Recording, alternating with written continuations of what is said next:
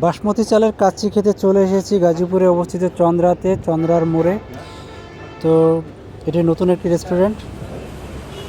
Hello viewer, সবাই কেমন আছেন? আশা করি ভালো আছেন।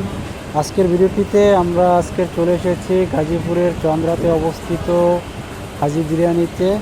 এদের একটি স্পেশাল খাবার বাসমতি চালের কাচ্চি, যেটা আসলে তারা সাধারণত রেগুলার তৈরি করে না। আমরা অনলাইনে অর্ডার করেছিলাম ফার্স্টে ফোন দিয়ে অর্ডার করার পরে তারা এটি কনফার্ম করেছে যে একটি নির্দিষ্ট পরিমাণে কোয়ান্টিটি অর্ডার করলে তারা এটি তৈরি করে দেয়। তো বাসমতি চালের কাচ্চি আসলে এই এলাকাতে পাওয়া যায় না বললেই চলে। তো আমরা এসেছি আজকের কাচ্চি খাওয়ার জন্য। তো কাচ্চির প্রাইস 320 টাকা।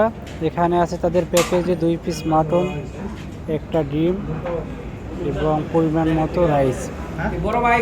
তো খাবারের কোয়ালিটি আসলে মোটামুটি বলতে গেলে এই এলাকার জন্য মোটামুটি ভালোই আছে।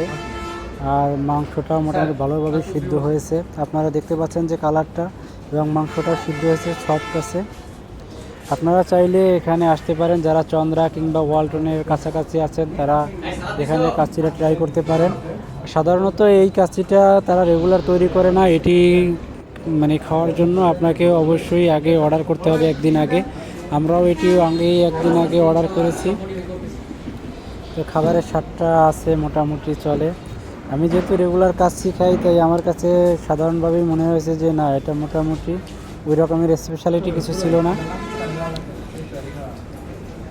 তো এই ভিডিওটির মাধ্যমে একটি নোটিফিকেশন দিতে চাই, আমার ভিডিওটি ভালো লাগলে কিংবা আমার চ্যানেলটি সাবস্ক্রাইব করবেন আর বেল আইকনটিতে ক্লিক করে পাশেই থাকবেন।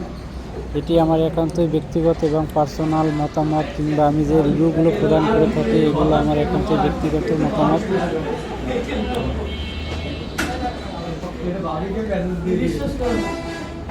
আমার সাথে যারা ছিল তারা বলছে যে আসলে কাছে কোয়ালিটি মোটামুটি ভালোই আছে।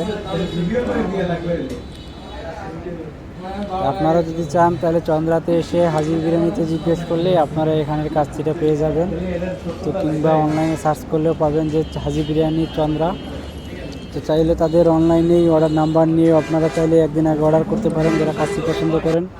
কারণ আপনারা জানেন যে এই এলাকাতে ভালো মানের ওই ধরনের কোনো রেস্টুরেন্ট নাই। তো সবাইকে আবারও ধন্যবাদ জানাই যে আমার ভিডিওটি দেখার জন্য। প্লাস অবশ্যই নতুন হিসেবে আমার পাশে থাকবেন।